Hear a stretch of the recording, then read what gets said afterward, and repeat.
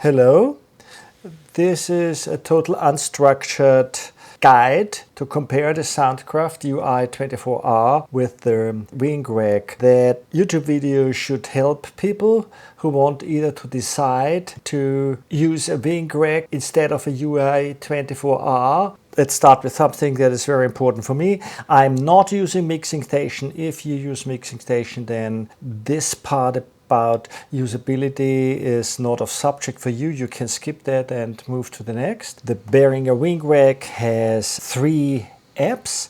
One is running on Windows, which is Wing Edit. That is the main control application. And this is where you can do nearly everything you can do with a mixer. You know that the Behringer Wing series have also an LCD screen, so you can, of course, do a lot of things there.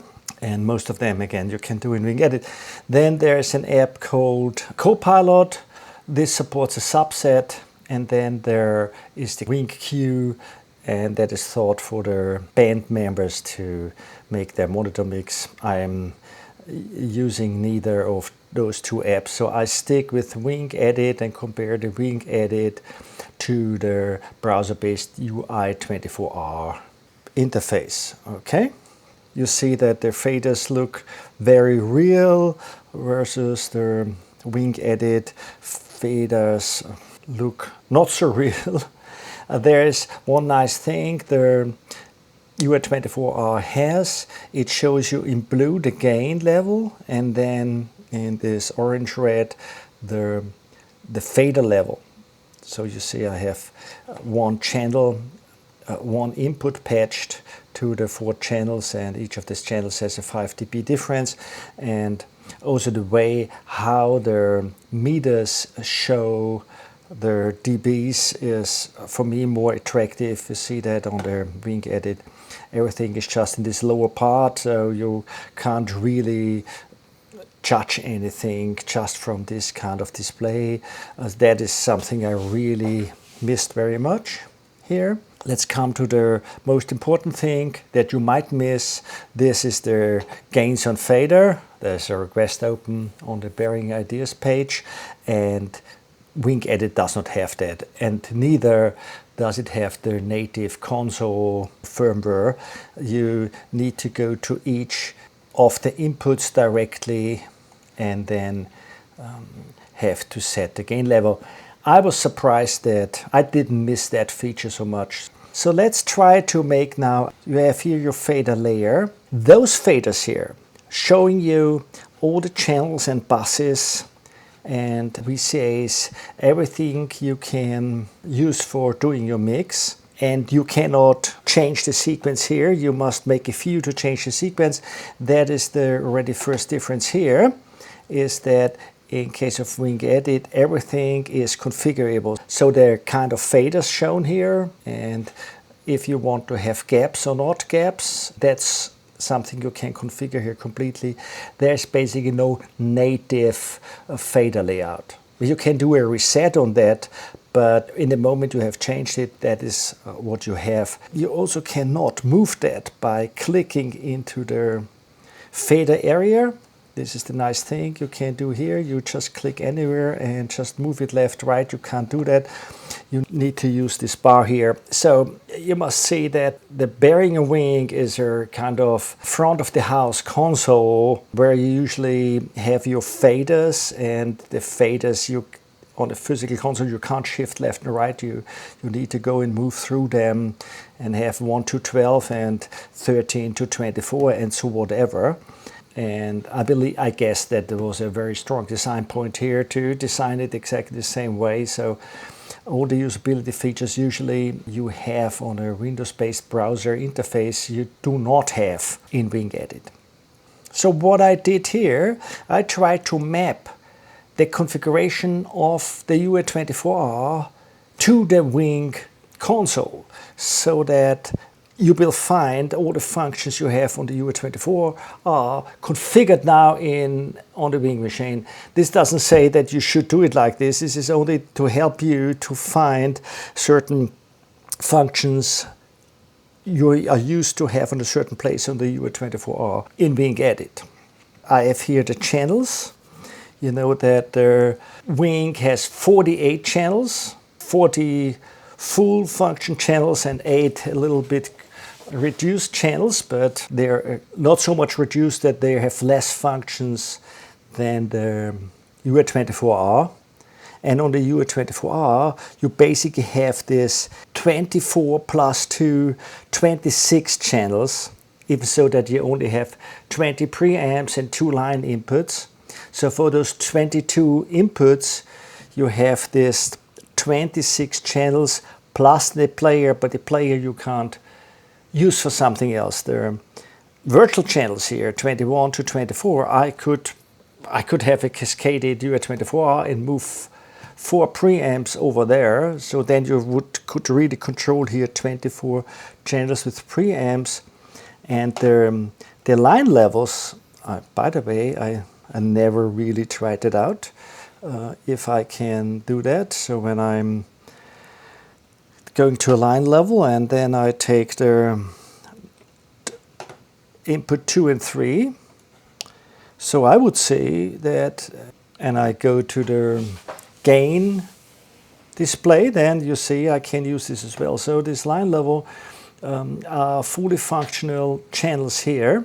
Again, I never tried it out. I just do that now as part of this guide here. So I'm taking that away again and move it back again. So you have, I can say 24 plus those 2, so you have 26 channels here, where you have your processing chain, EQ gate, compressor, then the sends to the 4 reverb effects, the aux sends, and then the patching here. I'm going over here to Wing Edit. When you want to come to this processing chain, you just click on Home, and then you have it. So you're in a channel. So what you see here on the Ui24r on the top, from left to right, is here from top to bottom. So you have the overview, where also can see what the gain is, and you can do your trim. I will explain that, or maybe explain it now. That's one of the differences as well.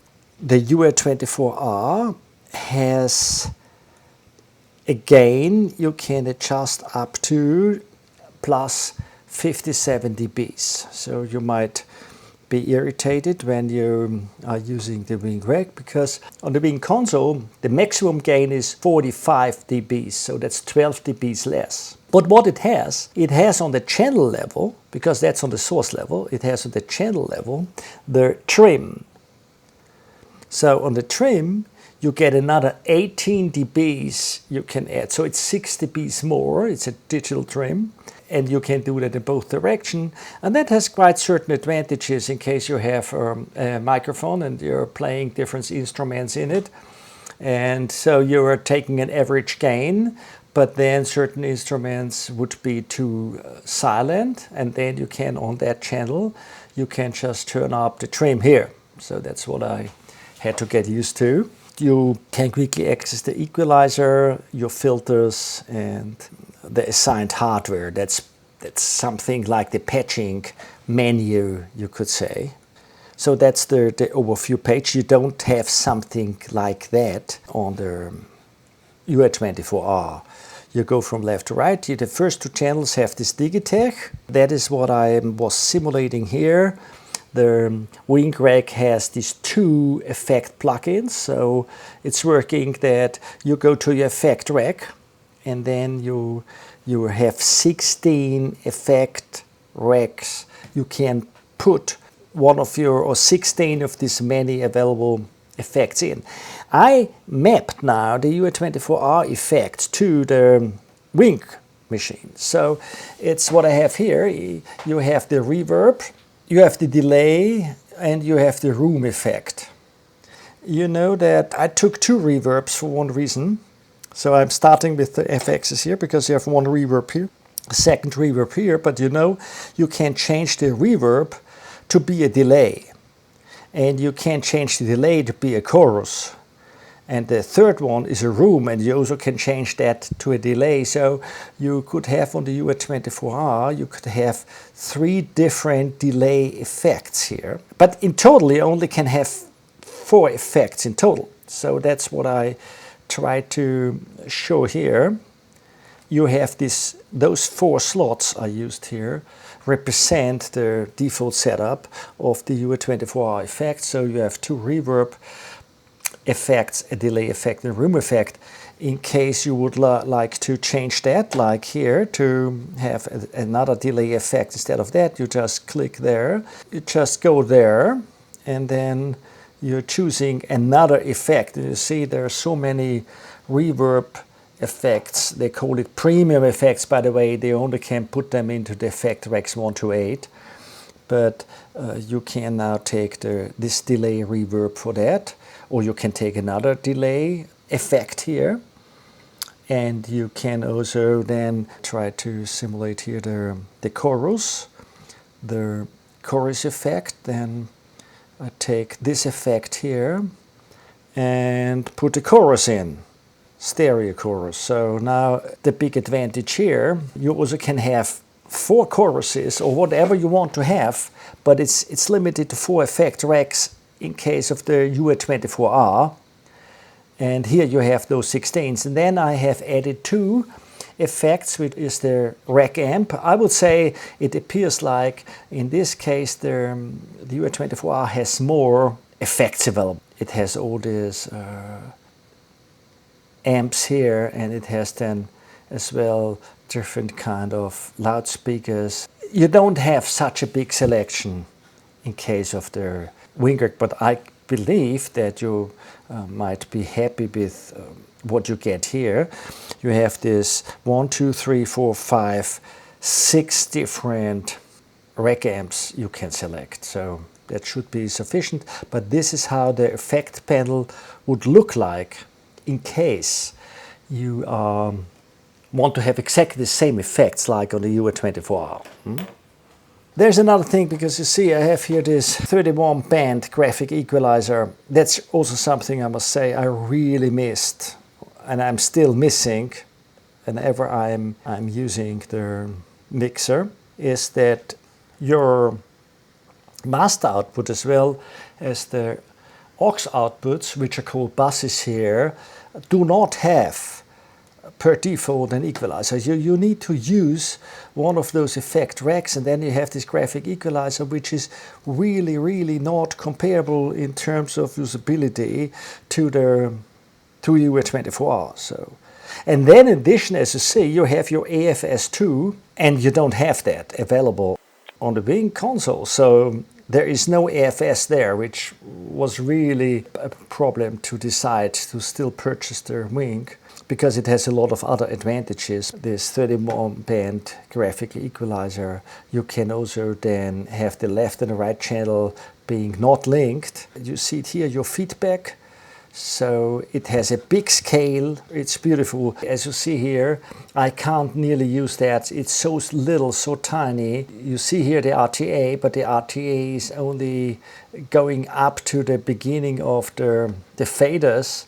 I don't see my feedbacks. There's a request open on the Behringer Ideas page that they want to add an AFS effect to it, but I have no idea if they really will do it. So coming back to the effects, if you're using the graphical equalizer, you only have a chance to use that effect rack. Since you have now on every output a graphical equalizer, and you have 10 aux outputs plus the main, this means that if you really do that, you would need to eat up most of the effect slots just to have a graphical equalizer, which is not very fortunate, let's say like that. So in case I have just to cover, when you want to have your 31 band equalizer on every output, then you can't get that. You see, in this case I have used 10. I know that 2 aux channels of the 10 are only virtual ones. So physically you have your 8 plus the main, In case of the Wing, by the way, all the buses are stereo, so you only need one for the main, because that's the stereo one. But still, it's like I'm using everything up. So when I configure it like that, then there's no additional effect rack you have available, just that you're aware of that. There are a lot of folks on the Behringer Facebook page to completely against the graphic equalizer. They say they do it by using the parametric equalizer. That's fine then, if you can do that. I'm coming from the Ui24r, and I was used to AFS in combination with the 31 band equalizers. Let's continue with this processing chain here. When you double click on the name, then the home opens up as well, and they have a lot of shortcut keys here. So you have as well the possibility to use, for example, page down and page up to move through the processing chain, or the function keys here that you can quickly jump through the main menu points here. I spoke about this overview here. Let's come to the first point here. You have the main and old, so that is the same like you have on the Ui24r, the Soundcheck feature. So you come here, and when you say activate Soundcheck, then a second input channel is activated, which you see here in your patching. So I'm coming to the patching basically. You see, I told you it's a totally unstructured video, because on every page I see something, I can say something about it. That is the patching screen, the well-known. You have here your inputs, and here your output. So it's what is going in the channel, what is going to your hardware outs, then sending to the cascades. That is not applicable for the Wing, you don't need that. And then the sound check, that is your alternate source here. And per default, this is a one-to-one patch. And it means this is track 1, track 2, track 3, track 4. It's exactly the same thing like you see here from track 1 to track 22. So let's go and compare that here. You have here the channels, and when you go to routing, that's what the patching is called, you have here the channels. For each of the channels, you have 48 channels here, the 40 plus 8 channels. You're selecting what is the source, and you have a big number of inputs. You have the local in, aux in does not exist, that is for the full size and the compact. You have this digital AS EBO, an oscillator, which you don't have. Then your 3 lamp ports, where each of that you can have 48 preamps behind that. So that is really the big advantage. That was the reason why I was cutting over to the Wing Rack. Yeah? So then you have your stage connect. This is where you have line level inputs in addition. Then the USB audio is the same, basically just that you have 48 USB channels here. Then the multi-track, and that is also another big strength. While on the Ui24r you have 22 multi-tracks you can record. You can record here 64. That is a big advantage. The module, and you have another card like a Dante card connected. The USB player, that's also a difference. That's a 4-track USB player. So ideally you can also record then not only 64 but 68 channels. So you can make your stereo recording here of your mix. And then you can move the buses in, the mains, the matrices, and user signal, which I will speak about, which is also something the Ui24r doesn't have. So that is really big strengths, while here you have your hardware inserts and you have your cascades and your masters. So your masters would be something like the buses here, the bus, the main, and the matrix. What the Wing has that the Ui24r does not have is that you can configure your sources separately, and you can name them and give them colors and icons, which you can't do on the Ui24r. So you have here all these different inputs, the local ins, the aux ins, which again is only for the 2 consoles, the AS EBO, the oscillator, the 3 AS50 ports, the stage connect port, the USB inputs, the live play card, the extension card, the USB player, and the user signals. You can give them names, icons, and colors here, and then you can select them here on the right side, And as you see, that's what I did, because on the Ui24r, when you go to the game page, then you go to the right, then you have something similar here. You have your hardware 1 to hardware 20. And I know from the data structure that there was foreseen to have an instrument name, but they never implemented that.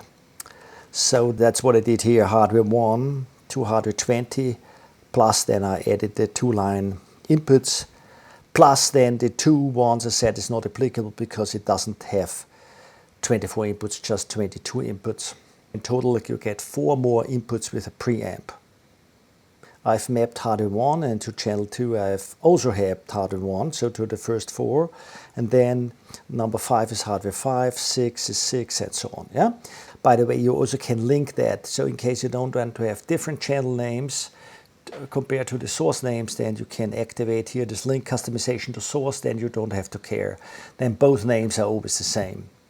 And that is where you are going to assign your outputs, which is like here on the hardware out page. So you can have your master bus, the A1 to A10, and these headphones you can now patch.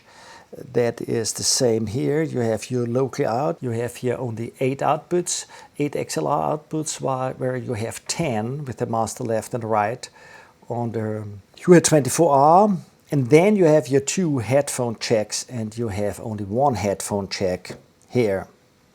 So in my case, I have added the speakers, so I use that as monitors, but usually your main mix bus here, in my case, I have chosen the monitor speakers. And then their headphones you have as an aux out. There you have the 2 phones. Their consoles, they have then their 6 additional line level outputs here.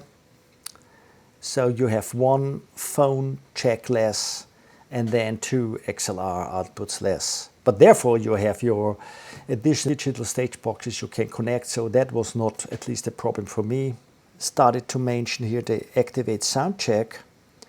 What I am doing on the Ui24r, you basically say multi-track configuration.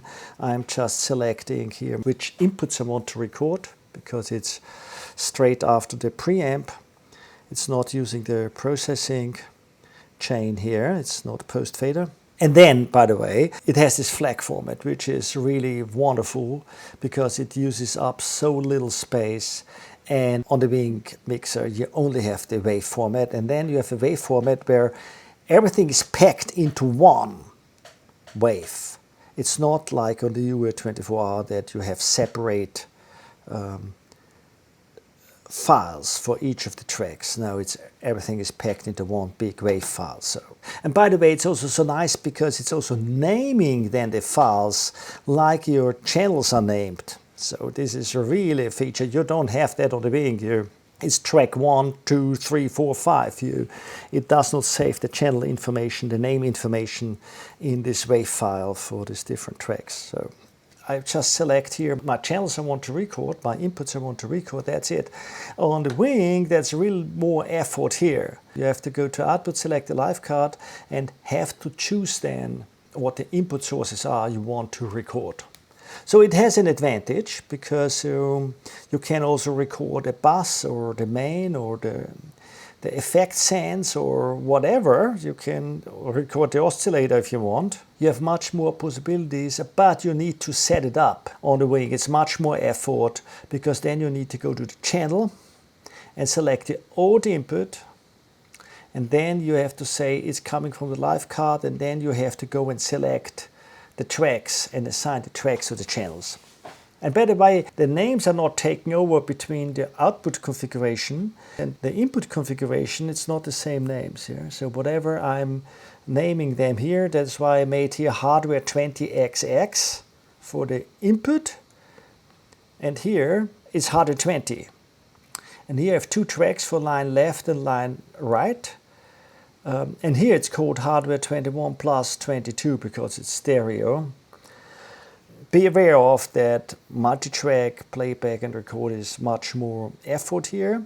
But this is where you switch it then on the setup audio page. There you have the main old, and this is where you're switching the inputs. That is exactly the same like if you're going here and say activate Soundcheck. It's the main old and activate Soundchecks. Those are the same functions here. Therefore, on the other hand, the Wing has a nice feature here. You can configure what should happen when you go to play. So when you're going to play and when the first cut, anything is played back, you can say when you stop the play, then it's the same like you deactivate the Soundcheck. When you play, it activates the Soundcheck, and when you say record, it deactivates the Soundcheck. So that's then automated. When you play, it plays from the card. When you stop it, then you're again connected to the real physical inputs. Let's go back to the processing chain. I spoke about DigiTech. Then you have the equalizer, so that's also really not comparable. You go in here and Wing equalizer. By the way, you can configure how the RTA looks like, and it unfortunately doesn't save that setting you did. It only has this bar layout. It does not have this kind of line layout of the UI24r, and you see also the size here. You have nearly the full screen size, and you have here less than the half screen size. Also from the width here, you have the 3/4 of the width, and here you see you only have half of the width of the screen, so it's really tiny. But therefore, it's much more powerful, definitely. You have 6 bands if you want. So here you have 4 bands plus the low pass and high pass. In this case, you can configure if you want to have shelving on the first and the last, or if you want to have it parametric. So you can have a 6-band parametric or 4-band parametric plus high shelf, low shelf. Then you have your high cut, low cut as you're used to it. And then you have in addition this tilt EQ that you can use. So you can activate that. And then you also have this maxer and the AP90 and AP180. There are much more options available on the equalizer here. But when you touch the Q, for example, you need to do by the mouse here. You cannot go and use your fingers and make it smaller or wider. That doesn't work. And then here you have also the mix to how strong the equalizer is mixed into the source. So that's also an advantage. But then you have something you don't have at all. You have effect equalizers. So they're built after existing effects. If you like that, you also can use that. So equalizer definitely is a plus here. Then the gate as well, so you know that's it. It's big, you can see it. There's no RTA on the gate, nothing. And you only see here the meter, and you see the input and output level. So here that's a total different thing. You have here the standard gate, you have more options here, and that is like very much this visualization about the level, and then you see if it is loudness here, if it's then activating the gate or not activating the gate. So that is very nice.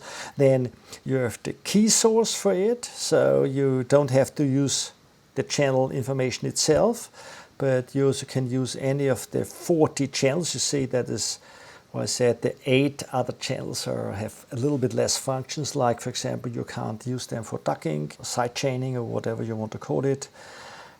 But you can't use a bus here, the channel inputs. If you want to have a bus, then you can do that. You only need to burn a channel for that, which means you can go and by the way, that's the configuration to tell you that is the equivalent here of the UI24r, but this is new, so those are all the channels you have in addition. So what you could do is you go to the routing, and I take, let's say, channel 38, because channel 40 is, I will explain you, reserved for something special, and I go to channel 40, and then you can go to your input, and you're selecting your user signals, and for the user signal, I can assign a signal. So in this case, I can assign either a channel, an aux channel, a bus. So you could go to your bus and take then, let's say, your reverb bus, and now you move it into the user channel.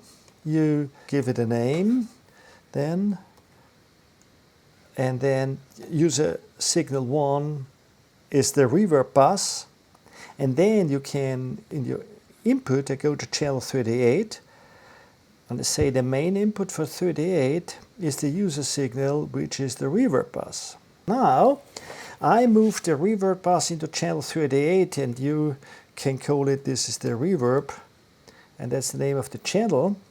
And now, you could use this channel 38 to use it as a sidechain for your gate, or then your compressor, because that's the same game over there. You have the compressor, exactly the same thing. You have a normal gate and the compressor here. You have your in, out, and the compressor level, which you have configured. So when I'm going down here, you see the compressor level comes from top down, and that's what you have here. In case of the wing, you have this wing compressor with more options and with this graphical visualization. That is of big example here. By the way, you have again there's side chaining here.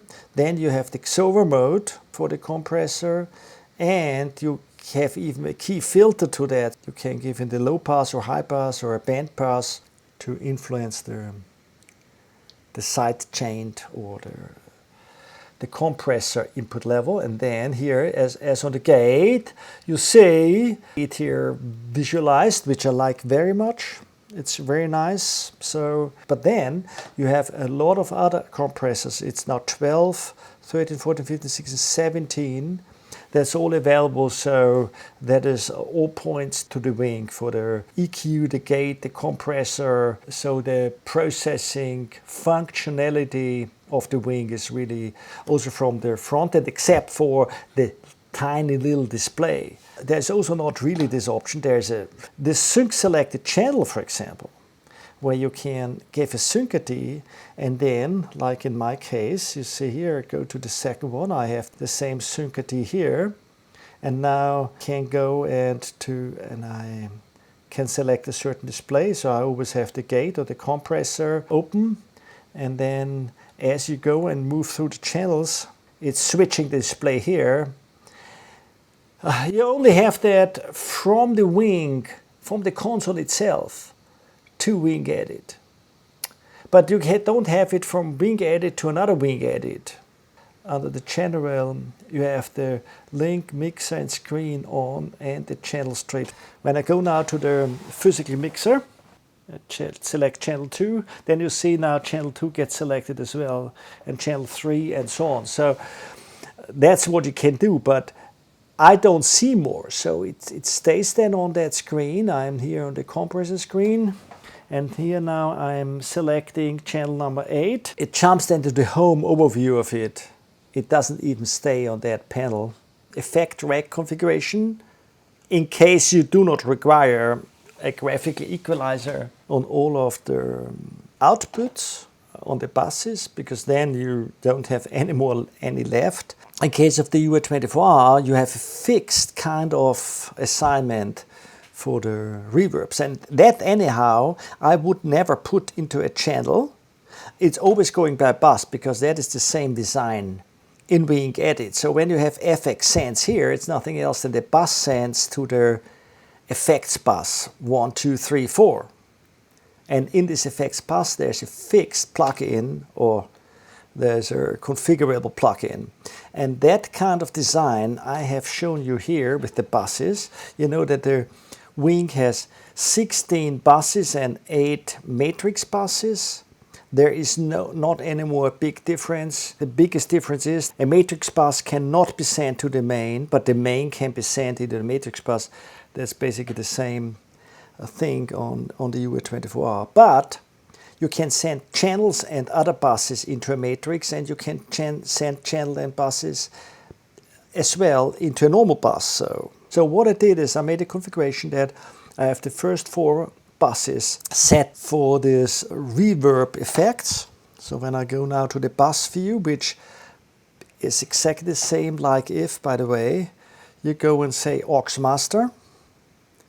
So I have here aux master, and I said buses here. That is why I said in parentheses it's the aux, it's the aux master, that's the same thing here.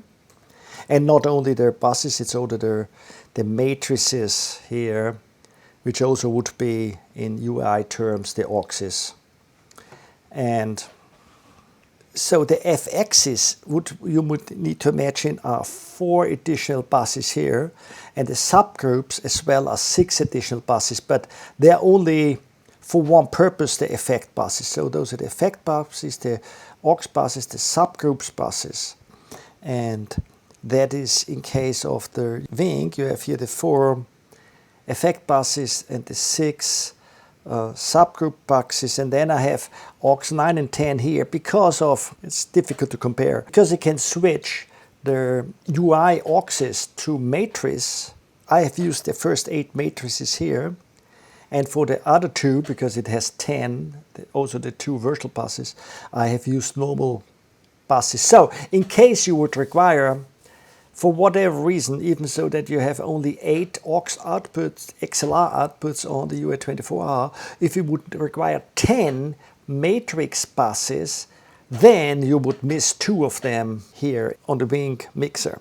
Yeah, but I can't believe that this ever will be the case. But then you still have 4 buses more on the wing. And by the way, not only the 4 buses more, there's also something special here on the wing, that it also has 4 main buses. So you can send any channel to one of the 4 mix buses here. And you can configure the main fader, what the main fader is. And not only the 4 main buses, but also the matrix, the DCAs you can use to be displayed here as a main fader. So that's quite a big flexibility. When I click here on the right side, on the bus, it's the same like if you click here on FX Sense. Because here you see now all your channels, everything that can go into a bus, also the player of course, and the 6 subgroups. You see here the send levels, and in this case you see it as well. You see here your 20, 24 channels, the line, the player, the effect buses. You cannot select that on the Ui24r, but here it's a normal bus. You can send one effect bus into another effect bus if you like to do that. The subgroups, and then the aux and the matrices and the VCAs. That is also something you do not have available on the Ui24r. So then when you click here between the 4 effect buses, it's the same like you click here between the 4 effect buses. And the same is when you go to aux sense. It is exactly the same thing here. You have then here your aux sense. I mean, I have no value set here, but the right side here is exactly the same like here the top side, just that they have grouped it into this aux sense and FX sense. And here they are all on the same level because they are just buses here.